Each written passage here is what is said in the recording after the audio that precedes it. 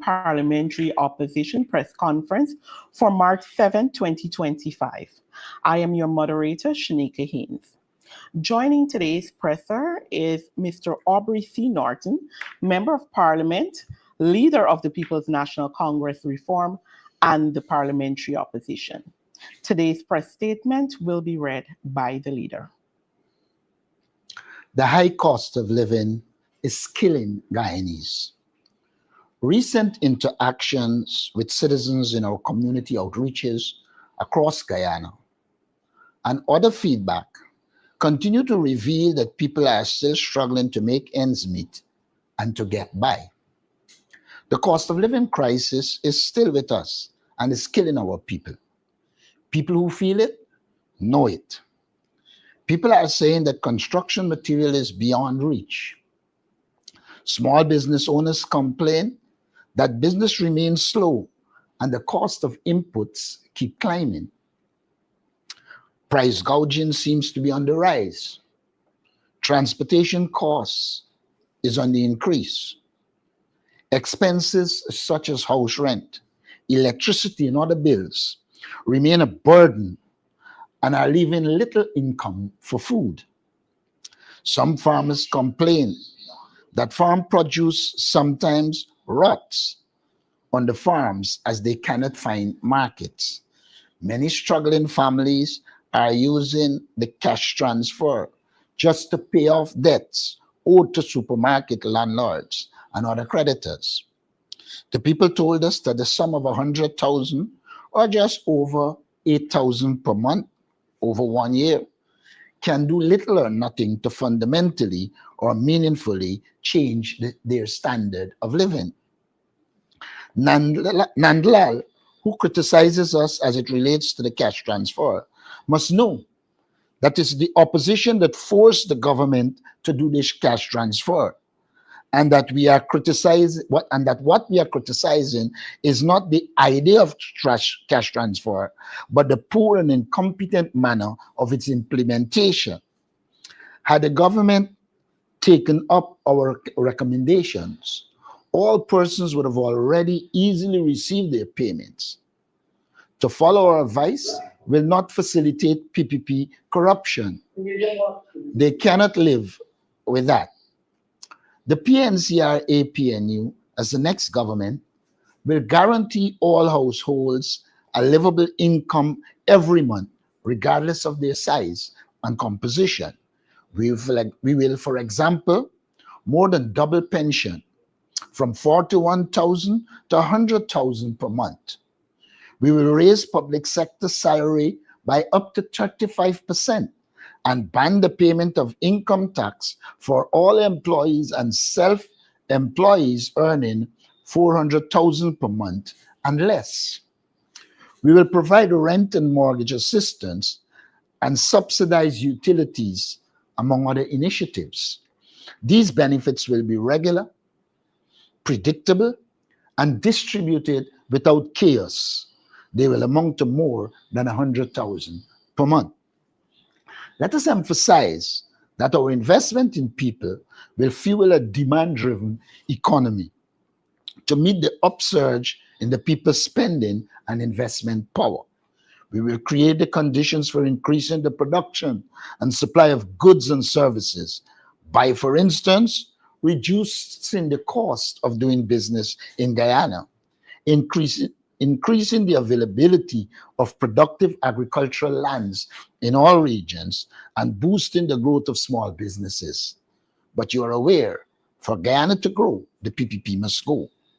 Recent drug busts are facades. They do not lead to conviction and the capture of the masterminds. It was reported yesterday that a special organized crime unit, SUKU, seized a large quantity of gold and over 26 million Guyana dollars in cash in Letem, Region 9. 2 Brazilian nationals were arrested, a salesman and a clothes vendor. Last September, the Customs Anti-Narcotic Unit disclosed that it seized 4.4 tons of cocaine with a street value of some 40.7 billion Guyana dollars. No one was or has since been charged, although we were told that investigations are ongoing. Whenever these large sporadic drug and gold seizures are made, the governments and its security chiefs like to make grand statements that they are making significant strides to combat drug trafficking and other illicit activities, and that their commitment is unwavering in tackling transnational crimes and protecting the nation's valuable resources. These seizures are few and sporadic and do not result in conviction. They also fail to lead to the identification or arrest of the criminal masterminds and their political facilitators. Were the government truly unwavering in its commitment to fight drugs and drug trafficking, then we would expect it to move with haste in at least the following four directions. First, boost the capacity of the security forces to detect and track illegal flights and boats in our territory through adequate satellite, drone, and ground surveillance system. For instance, the construction of an illegal airstrip with heavy duty equipment must become an impossibility in Guyana. Two, time the seizures of narcotics and other smuggled goods not only to catch the small fries, but also their controllers and facilitators, the masterminds. In this regard, it remains a mystery why no effort was made in the drug bust in Matthews Ridge to wait until the buried drugs were picked up and transported. Three, use the recently enacted plea bargaining legislation to garner information from accused persons to increase the scope and effectiveness of investigations. And four, depoliticize and professionalize the police and other crime fighting agencies.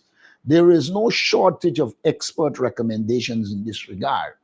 The problem is the government is itself complicit in these illegalities.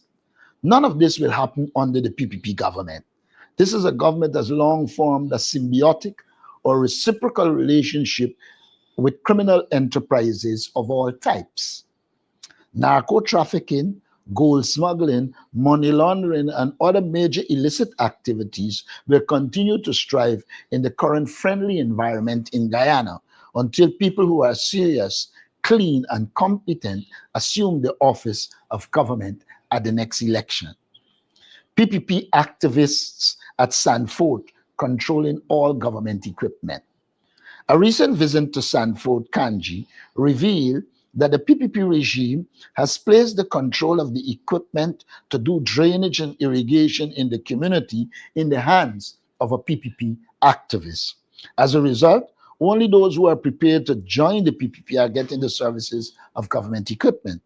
During a recent visit to the community, residents complained and condemned the government for politicizing the cleaning of drains and other activities in the village and called on the government to clean the dam heading to the Coker so as to give access and avoid people having to walk through private property to access the said Coker.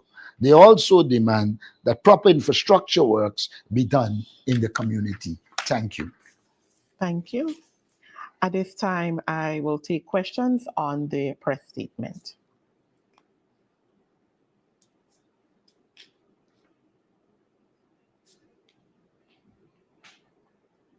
Mr. Norton, that is Shabral Damara Wales. Mr.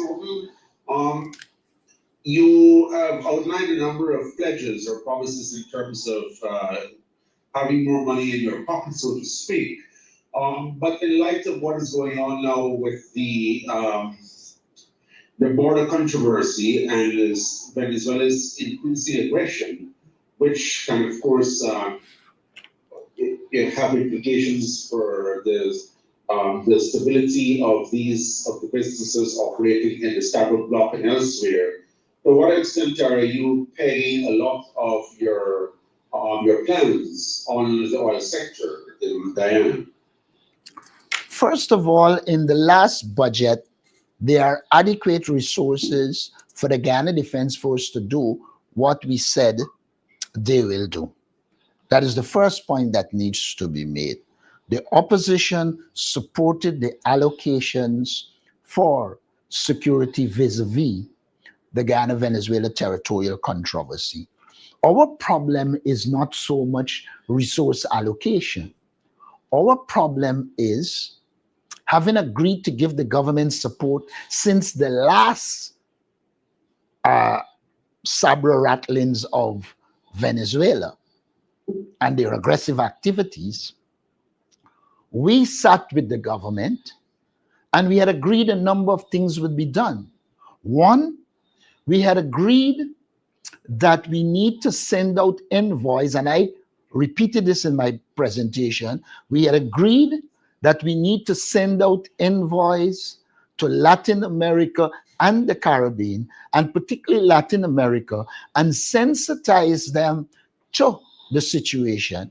Additionally, we recommended that the government put advertisements in Spanish in Latin American newspapers so that the people become aware of the facts as they relate to the Guyana-Venezuela territorial controversy. The government failed to do that. We also suggested then that Africa has at least 47 votes in the UN and constitute a solid support for us. But the government failed to engage the countries in Africa and to mobilize support for Guyana on the Guyana-Venezuela territorial controversy. Now, that apart, we recommended to the government that there should be a border commission that involves the government, the opposition, and other key stakeholders. The government failed to do that. So we believe that there exists the ideas and the resources to promote our case in a very sensible and successful way. We didn't go in the public domain with these things except when we spoke in Parliament. But in my engagement with the president, these ideas are made clear. The president promised me on the last occasion that there will be this strategic, well-focused public relations campaign at the local level to sensitize people and to continuously keep them sensitized on the Guyana-Venezuela territorial controversy. The government has failed to do that. We continue to support the government and the people of Guyana as it relates to this issue, but we cannot stay quiet when they fail to operationalize the things we agree to. And so, for me, it is irrelevant whether we're relying on Exxon or anybody else for the resources. What is first needed is a proper plan. And secondly, the capacity to implement the plan. That is what is lacking. And let's assume we are relying on the resources that come from Exxon. I don't see that as a problem. But let me hurtle to say this to you, that we were in government before without oil. And the things I just spoke to you about, we were able to do. You can now go back and see all the booklets from the 70s and 80s that were produced to sensitize people. And so I don't know that it's a reliance on the resources of Exxon. Even without Exxon resources or the resources that is coming from oil, we should be doing what is necessary. And I believe resources are there, Exxon or not, to ensure that we can, in a very professional manner, pursue our case and to ensure that people are sensitized and willing throughout the world to support us vis-a-vis Venezuela and the Guyana-Venezuela territorial controversy. Follow up, please, Mr. Norton. Why do you think that your strategies that you mentioned will prevent Venezuelan gunboats and aircraft from having incursions in Guyana's territory? Now, I at no stage said it will prevent it. And I am very clear in my language. I never said it will prevent it. I said it will sensitize the world. And therefore, almost with automaticity, that in itself can act as a deterrent. Never said it's going to stop it. There's a place for deterrence in politics. I know you're aware of that because you were one of my students. And I was very clear to point out to students that there's a role for deterrence in international relations. It can constitute a deterrent. But I have never said and will suggest that it will stop it. Let us not forget in the parliament, I put on records that even if the International Court of Justice rule in our favor, that in itself will not prevent Venezuela. But the point to be made here is that we must do everything within our capacity to ensure we deter Venezuela. And whenever Venezuela acts, her acts must always be seen as aggressive and unnecessary. And as a corollary of that, we'll be able to obtain the support we need. Thank you. Mr. Adam Harris. Good morning, all. Good morning. Commonly, you said that the GDF has the resources. But how do you explain the failure of the GDF to extricate those wounded soldiers? It took them 24 hours to get there. It was the same thing with the helicopter crash. Hours later, almost a day later, before they could access the crash site. Do you still believe that we have the resources we had? Sorry, go on. Now, we do have the resources in terms of the finances that were allocated. The problem is the incompetence of the government and sometimes the misuse. Every day you can see either a senior minister or the president touching down with a helicopter somewhere to do political work. Now, that is indicative of the fact that the resources aren't properly used. That's the first point I want to make. The second point I want to make is that there are resources there since the budget before.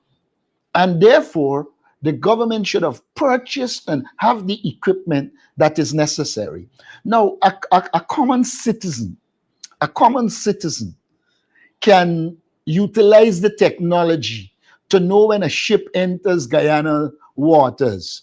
While President Ali is talking about a digital school, we are operating like if it's a digital fool.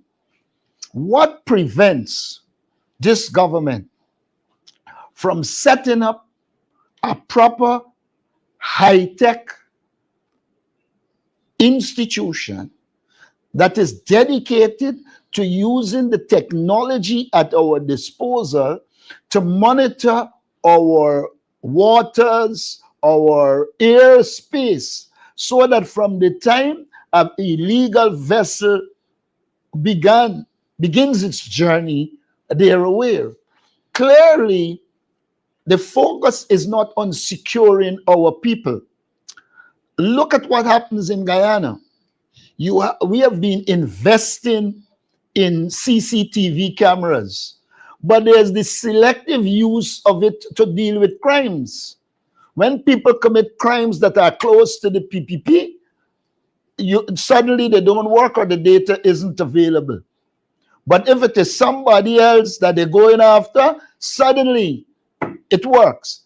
So it is not an absence of resources. Well, in some regard, it's an absence. But the absence is not due to a lack of financial resources. There are resources to purchase them and to put the systems in place. But like I said in the presentation, the government itself is complicit in illegalities.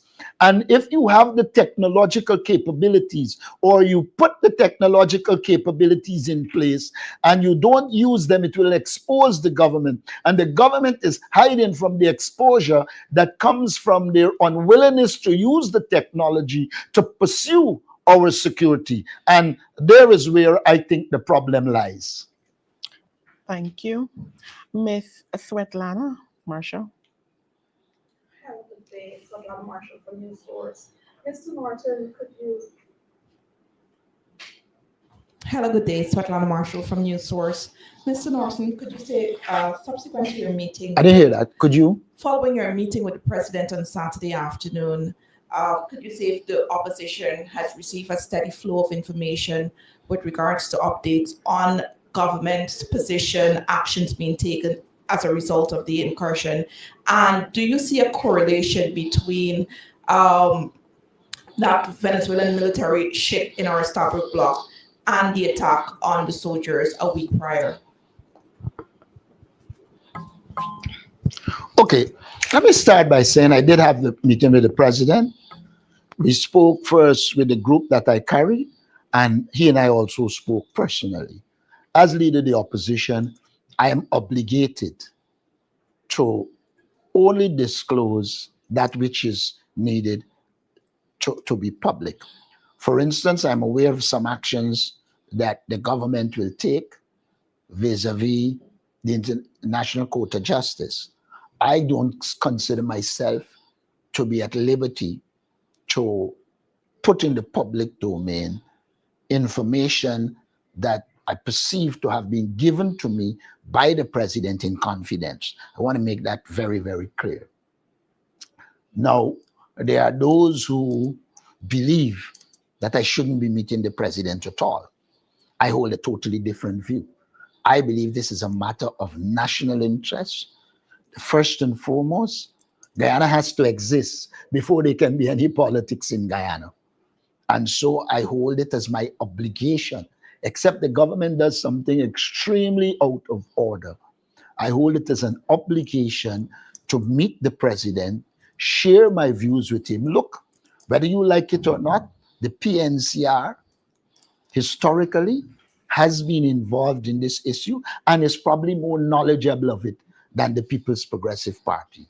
You will see I consult with those experts. You would have seen in a meeting with the president, I took with me Ambassador Ronald Austin, who served as head of the Frontiers Division, and I don't know of many people who have more knowledge than him on the issue.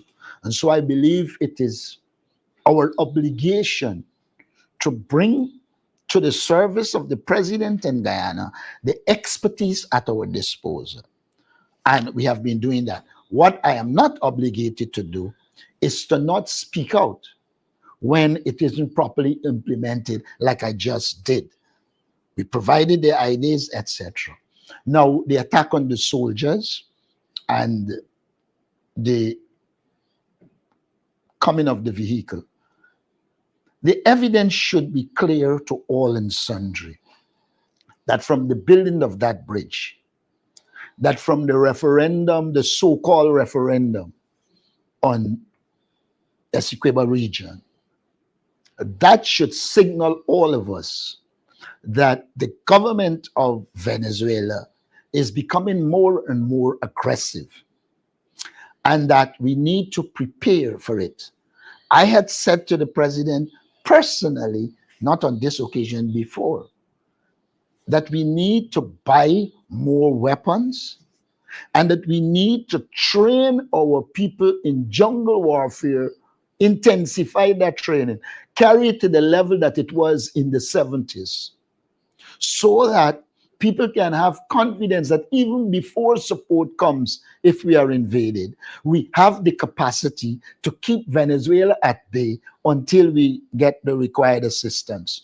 On the Jack Day, when I say this without fear of successful contradiction, when one of his security guards went to the army and fell down and collapsed, according to the reports, after that, they whittled down the training in the Ghana Defense Force. That cannot serve us any good. We need to have our people well trained, being involved in our jungle, know our jungle more than our opponents, and so that in itself will constitute a deterrent. Because I am no big war strategist, but just following the news, following Iraq, all of them, you see the bombing and the superior technology, but that doesn't win a war. You have to end up on the ground. And therefore, we should be prepared to be the best on the ground with our limited resources. And that's what I would say on that. There's a close correlation, but the government must recognize that we are in new terrain. It is the first time in the history of this controversy, Venezuela is taking action that are clearly aimed at them ending up in Guyana. Now, this is occurring at a time when the government is treating Venezuelan migration as just a thing for election purposes, giving them ID cards willy-nilly, when they should recognize that amidst the migration, Maduro is going to put people to infiltrate and destabilize our society. And we are not seeing a government that seems to be looking at this thing in context and holistically and developing strategies to deal with the situation. Just a follow-up. It's on. We just turned it off. Sorry about that. So the government in the past on the issue of Venezuelan migrants coming would have said that these migrants are screened and to assess whether they have any military or police background and so forth. Are you not satisfied with the screening that is done by the administration? And in your meeting with the president, did you raise the issue of the failure of the Parliamentary Committee on Foreign Relations to meet regularly to discuss the issue of the controversy, but other issues relating to our foreign matters? Now, I must say to you that the question of the Parliamentary Committee on Foreign Affairs was raised. In fact, it wasn't raised by me. I permitted the shadow minister to speak on that issue, and she spoke to it. And Minister Todd said, well, we're handing over, this is his exact word, we're handing over the chairmanship shortly. So they never respond to the real non-meeting of it, but they say they're handing it over. But then handing it over in itself doesn't help, because they can do like what they do with the Public Accounts Committee. They hand it over, but they don't turn up. And so you don't have a quorum to address the issues. But the matter was raised. Screening. I don't know that I will ever believe this government that they are screening people. First of all, they lack the capacity to monitor our borders. Many times people have got to tell them that some people coming through charity, some coming through other areas. So to talk about screening, I don't think they are. I don't think they even develop a unit with the Spanish-speaking capabilities to interrogate them. And so it is just pure gaffe. There is clearly no screening. There is clearly no proper intelligence work being done even at our borders.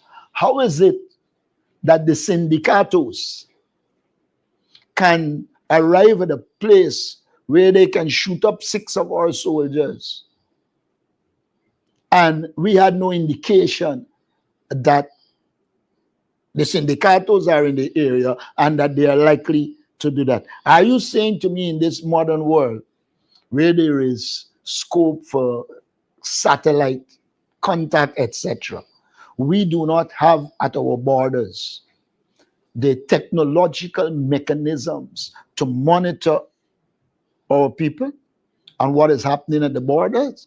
Clearly, there isn't. And if you have to go and beg a captain to bring out, you're injured.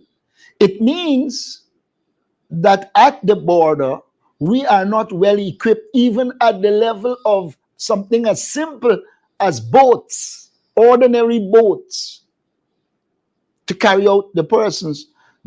Not yet mentioning, it does appear to me that we have not even had our soldiers know the area properly so that they can bring out people. And I want to praise the captain who came out and helped. I thought it was good, but it is a manifestation of the incompetence of the government and the Guyana Defense Force. In the 70s and 80s,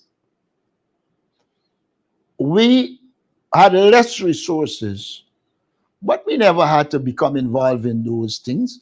Our people were well trained, they knew the area, and they could have responded and act in time and on time. I think the government is manifesting its incompetence not only in cash grant delivery, but also in their inability to protect our borders. Thank you. Live Wire News, 1 second. They have been here waiting. Live Fire News.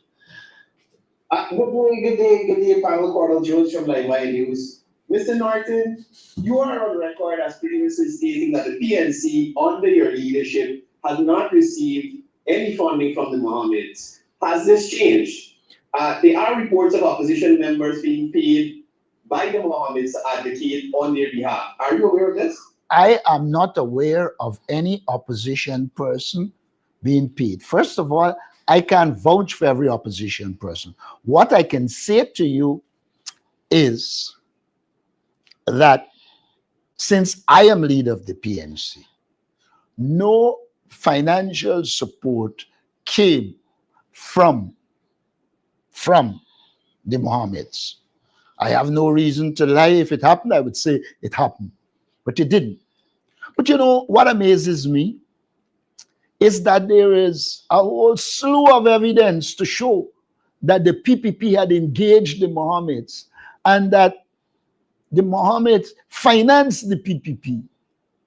I saw a press conference yesterday. Nobody chose to ask Jagdeo if it is true that you were financed by the PPP. They allow him to talk about filling a whole bucket of what he puts out of his mouth, rather than asking him the critical question as it relates to the Mohammeds. And look, I listened to the US ambassador. She doesn't have to say everything, but you can read between the lines. The fact that they took so long to give information, I believe that the government is also part of the problem, and that all the information cannot be released as yet because it will put the government on guard that they are also under investigation. How is it that all that they're claiming that has happened with the Mohammeds could have happened without their knowledge? And Jagdeo's attempt to say that he barely meet the man, etc., just like Nsu was the landlord, but he barely know he and couldn't find him. Jagdeo is a pathological liar. And so I would say to you, without fear of successful contradiction, the 21st of December 2021, I think is the first day I actually came into office after I became leader of the PNC, no funds whatsoever from the Mohammeds were delivered to the People's National Congress reform. Thank you. Miss Miss Williams. Good morning, Trader Williams, Ghana Chronicle. Mr. Norton, I want to bring you back to the Ghana-Venezuela controversy. You mentioned about the criticisms that you received for meeting with the president.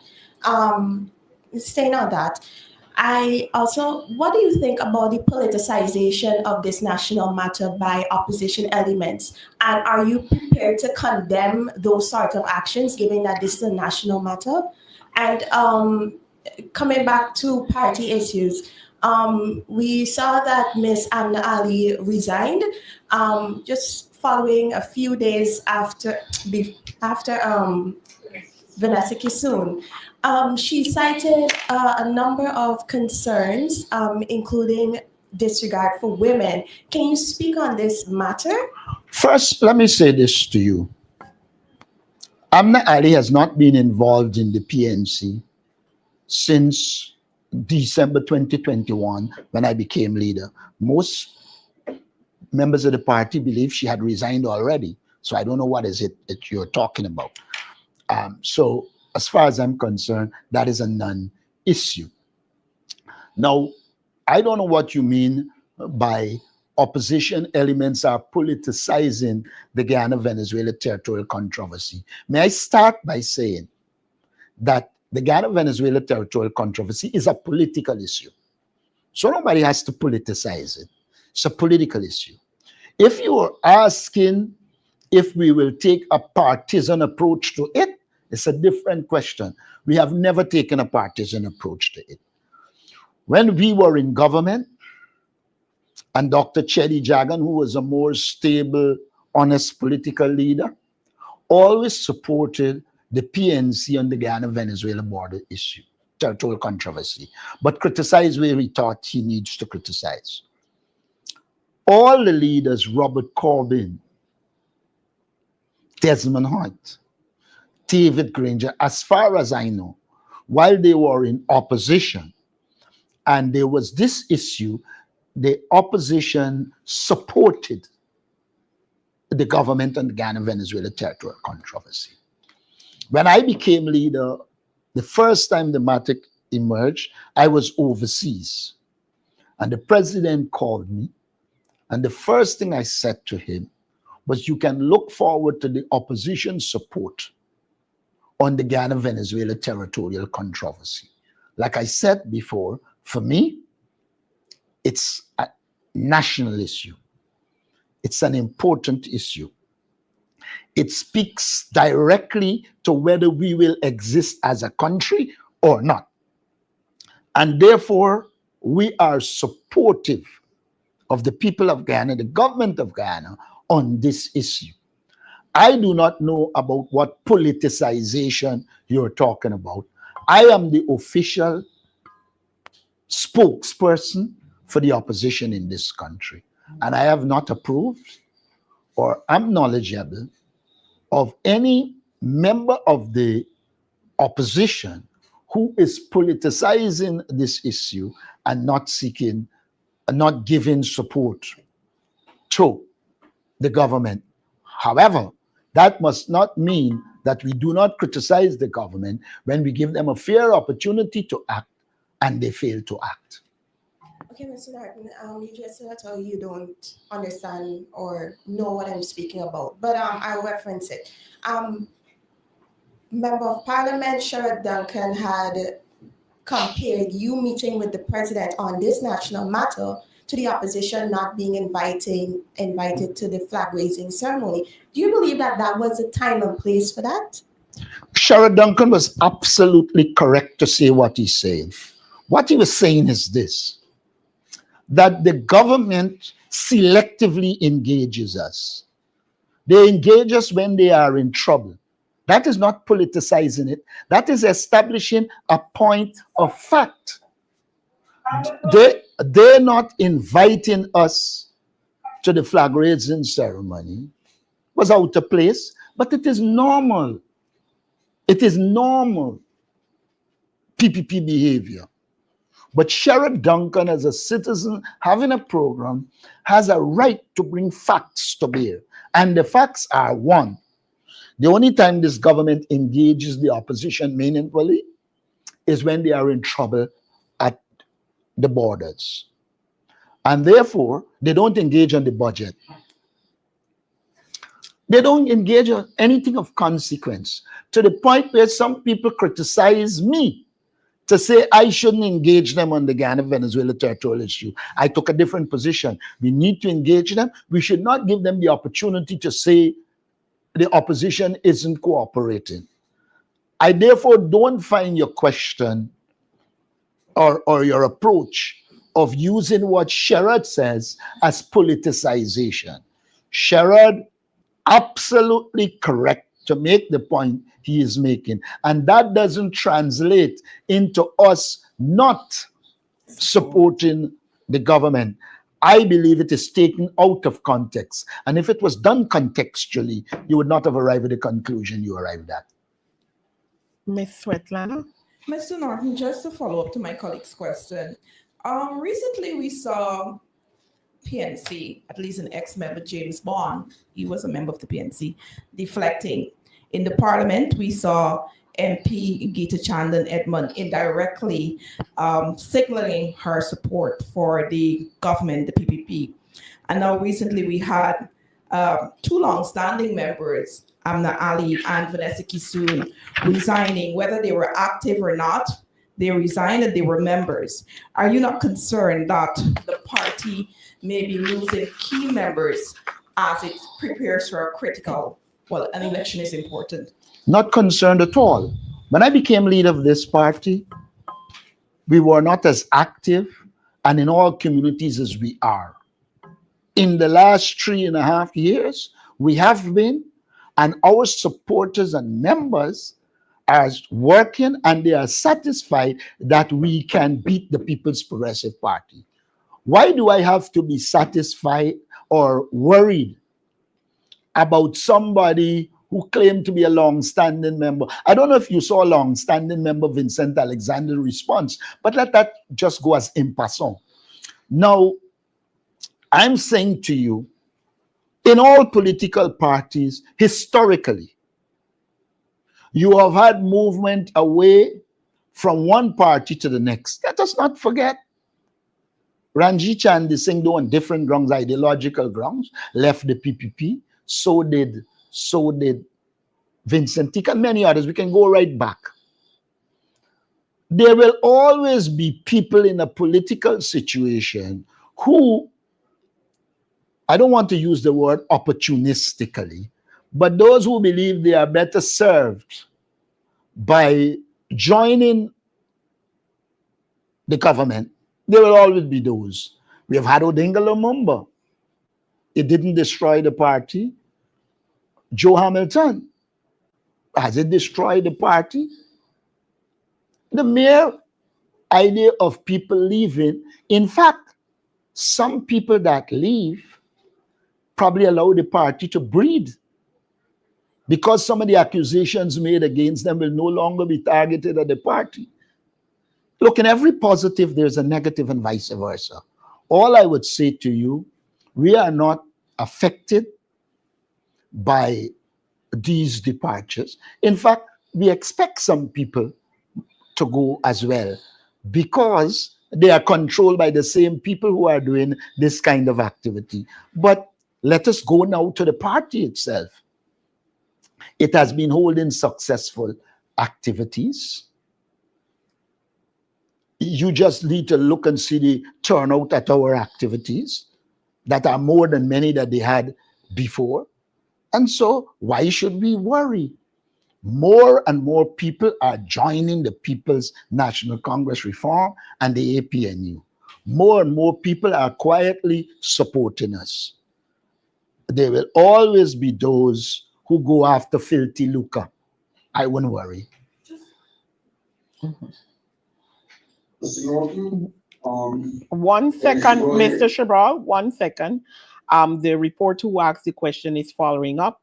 And I also have someone who has sent me a question about 10 minutes ago, waiting for it to be read.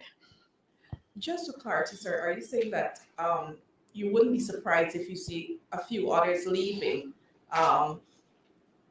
following the others?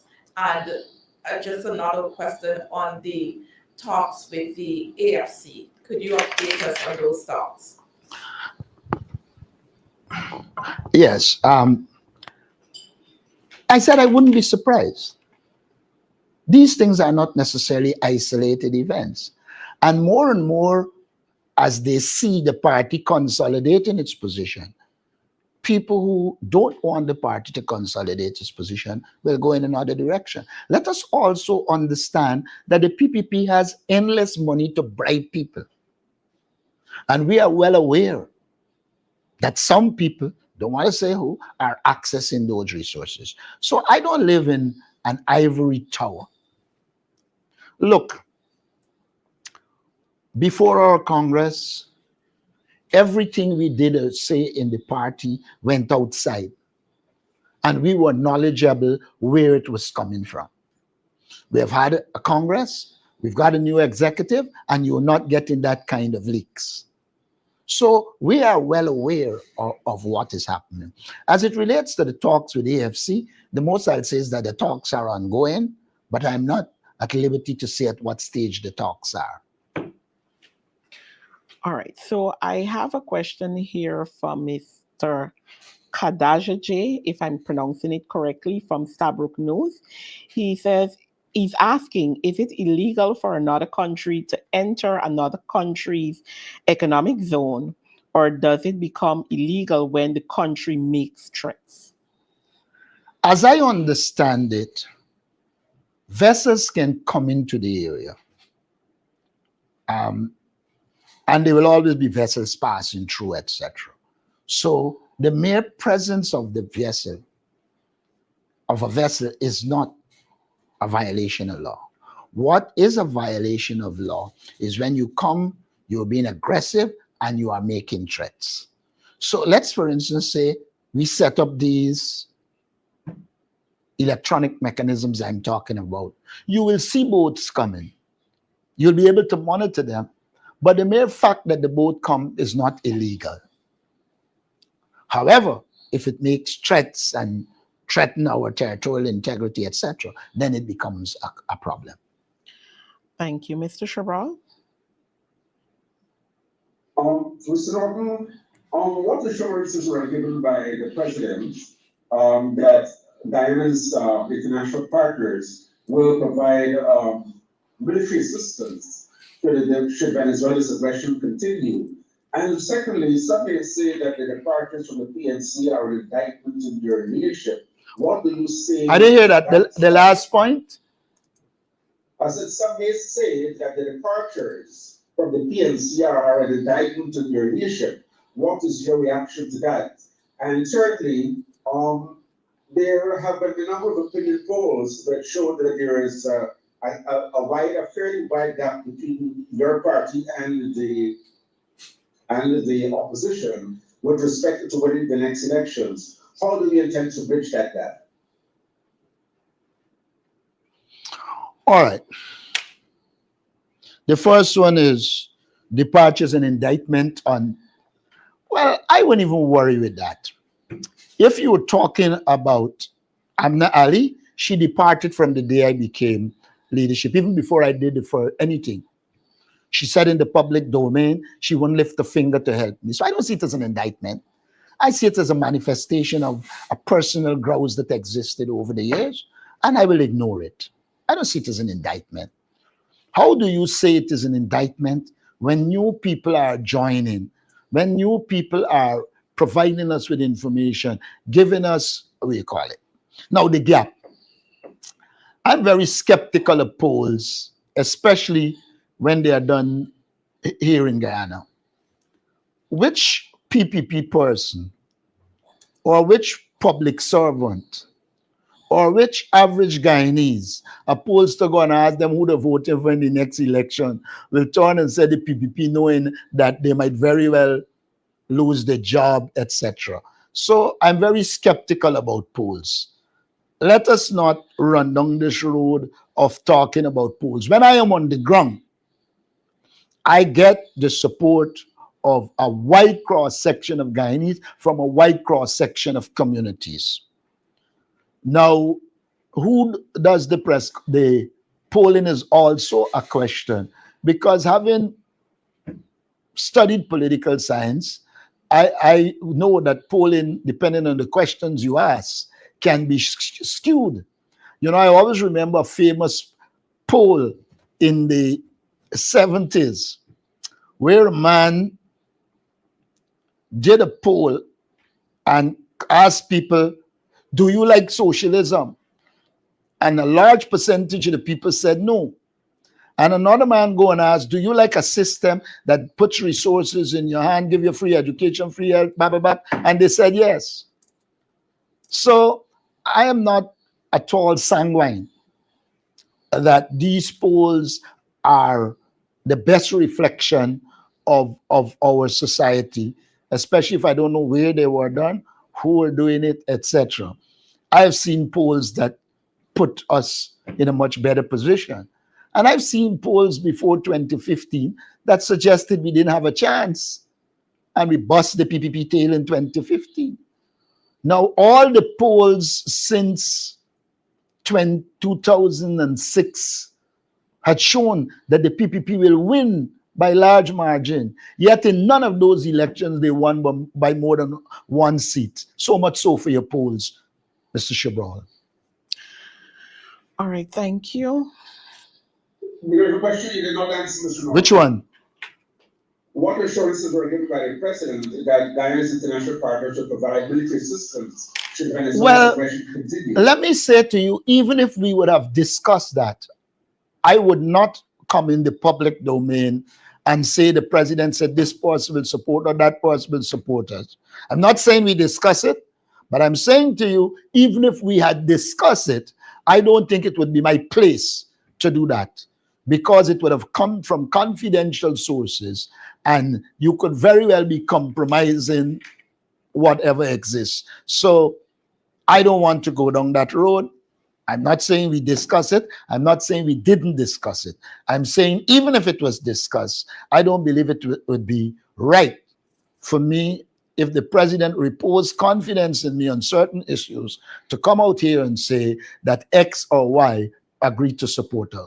I believe that will be childish, and it will compromise whatever exists.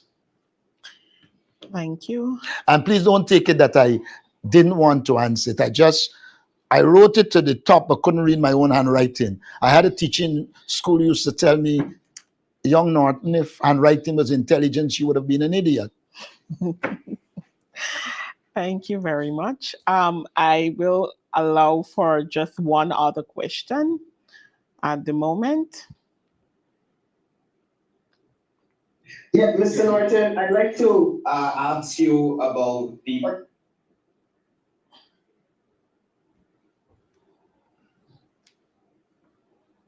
We're not hearing you. I'm not hearing you. Yeah, Mr. Norton, I'm asking you what your thoughts on the purchase of several aircrafts purchased by the coalition for the Guyana Defense Force, which never gave service to the Guyana Defense Force, somewhere beyond repair. Do you think if the coalition would have made better purchases or purchased new aircrafts, they would have been better able to respond to the helicopter crash which you mentioned and the soldiers who had to get help to get out from the location which they were in? I must submit that I have no knowledge of what aircrafts were purchased by the coalition government, and therefore I wouldn't venture to speak on it to say whether it should or should not. In fact, if an issue like that emerged, I will go to the people who are knowledgeable, ask them their views, and then respond. Thank you. Thank you, sir. I'll allow Thank you. Mr. Adam Harris the final question.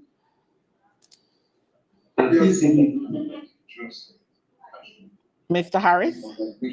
Yes, ma'am. Sir, you said about Sanford, the equipment having to be under the control of the PPP. I know Sanford. Sir, are you saying that this is government equipment that the PPP people are controlling and determining where they work, or is it PPP equipment? It is government equipment that goes into the community to do drainage, etc., that is in the hands of a key PPP activist. And people in the community are not allowed. In fact, it does work in there. And when it finishes, people close to the PPP, it goes out and go to other places, leaving the majority of the community without the use of that equipment.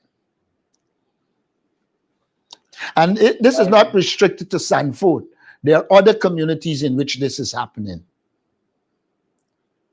Chair, could you allow me one question? I will allow you Allow it. this one question. We're closing off because there's some time constraints today. There are things that needs to be done. So I'm asking that you bear with us on that. Go ahead, Mr. Sherrod. Thank you. Mr. Norton, to what extent are you concerned that Mr. Ashwin Mohammed may be shaving off support from your party as well as from the PDP? And will your party or APU embrace a political party that may be established by Mr. Mohammed or Mr. Mohammed in his own right as an individual? I have never been a person who wildly speculate in politics. Politics for me, you have to look at all the variables and then you develop your options. I have not heard Mr. Mohammed say he's running. I've seen him around the country, and therefore I don't want to go down the road of speculating. As a political party, we will analyze every situation, look at who are the candidates when they emerge, and see what are their strengths, what are their weaknesses, and develop what we need to do to ensure we defeat them. Thank you. All right. At this time, I am very sorry that we weren't able to take all of the questions There are today. more questions? I believe there's one other. All right, let me go ahead. If there are one or two, allow it. Miss Tammy, I believe it is. Please state news, your news house, and you can go ahead.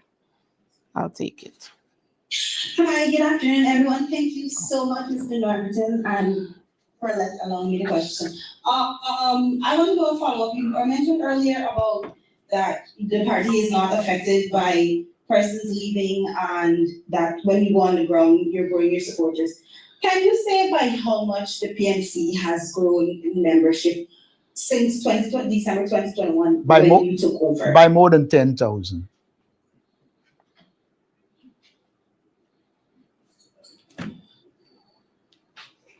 Thank you. Aside from the fact that the persons have left, as pertains to the issues that persons often raise when they are leaving, do you see any need to properly investigate, or has the party investigated this? I mean, aside from Ms. Anna Ali and Vanessa Kissoon, there was Don Hastings, General Secretary. We also saw the other General Secretary, Gita Chandan, leave. Last year when there was the Congress, we saw Royce DeFord and others bring up issues. Ms. Ferguson, we saw Natasha St. Louis withdrew, and all the issues with the party, and even with members still part of the party. Are you concerned with the issues that they are raising in addition to the fact that they are leaving? I don't know by what logic you are linking the two, but it seems illogical to me. Don Hastings resigned not from the PNC, but as General Secretary. Gita Chandan resigned as General Secretary. In fact, the thing I saw from Kissoon said about personal reasons. I don't see the need to worry. I have not heard in this party that members of the party who support this party have been leaving the party. The members of the party have continued to be members of the party. And so I see no need to make any link and to be worried.